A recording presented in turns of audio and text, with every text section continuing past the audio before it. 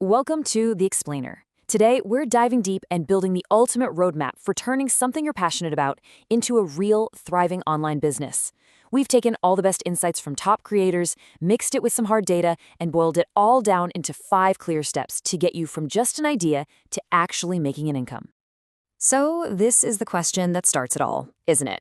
And the best part is that turning your passion into your profession, it's not just a daydream anymore. It is more possible now than ever before. But you gotta have a map. The opportunity out there is absolutely massive, but, and this is a big but, the path is littered with these hidden traps that can stop you dead in your tracks. And that's exactly why we've put this roadmap together for you, to help you steer clear of all those common mistakes. Okay, so here's the game plan. We've broken this whole journey down into 5 key stages. We're gonna start with getting over those initial doubts, then move on to building a solid foundation, designing an offer that sells, picking the right storefront, and finally, taking your business to the next level. Ready? Let's jump in. First up, the starting line. We have to tackle the #1 hurdle that stops most creators before they even get going. That little voice inside your head telling you you're not ready. And you're not alone in feeling this. As course creator Paul Kolaniani said, the biggest challenge is often just believing in yourself. This feeling is totally normal, and it leads straight into the very first major mistake, thinking you're not an expert. So here's the crucial mindset shift you need to make. You have to redefine what an expert even is. Look, you don't need a PhD. You just need to be the couple of steps ahead of the people you're teaching. In fact, your recent experience, that's your superpower. You actually remember the struggles. You can anticipate their questions in a way some detached, lifelong expert just can't. All right, let's move on to section 2. So, once you've embraced your expertise, the very next trap is this temptation to go build your masterpiece in a vacuum, just hoping that an audience will magically show up.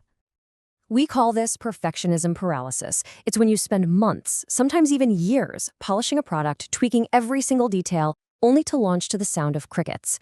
The big mistake here, you perfected the product before you built the audience.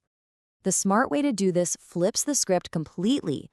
You build an audience first. You engage with them, you listen to their problems, and then you validate your idea based on what they're telling you they need. And you want to know the ultimate power move? Pre-sell the course. Getting paid before you're even finished building it is the absolute best proof that you're making something people actually want to buy. Okay, on to section 3. You've got an audience, you've got a validated idea, so how do you put together an offer that's basically impossible to say no to? It all comes down to this one question. People don't buy content, they buy a transformation. They're not paying for your videos and PDFs, they're paying for a result. Every single part of your offer has to answer their one burning question. How is this going to change my life? Just look at the difference here. Introduction to yoga is fine. It's vague. It sells content. But master 30 yoga poses in 2 weeks? Now that sells a specific, time-bound transformation. It's powerful, it's crystal clear, and honestly, that's what makes people click buy. And of course, bringing that promise to life visually is just so important. The good news is, you do not need to be a graphic designer to make compelling visuals for your course and your marketing.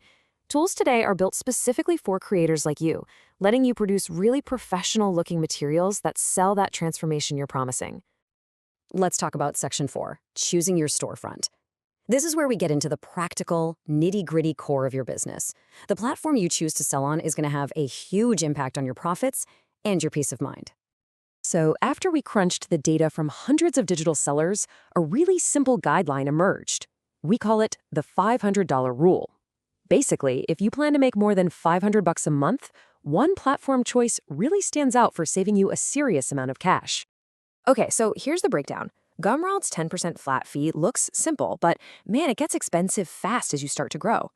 Etsy might seem cheap up front, but it's like a machine of 1,000 tiny fees that just add up like crazy. And then there's Shopify. It has a fixed monthly cost, sure, but its per sale fee is by far the lowest of the 3. And this is how it all plays out when you start to scale up. Let's say you're making $10,000 a month in sales. The profit advantage is just undeniable. Shopify leaves you with over $600 more in pure profit every single month. That's compared to Gumroad.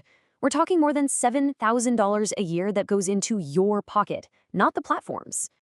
And, beyond just the math, there's the human cost.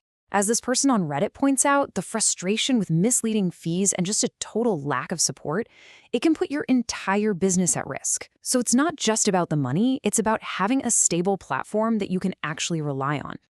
All right, let's head into our final stage, scaling. Making that first sale is a huge milestone, for sure, but it is not the finish line. If you want to build a lasting business, you have to think bigger right from day one. And this brings us to a really key concept called the value ladder.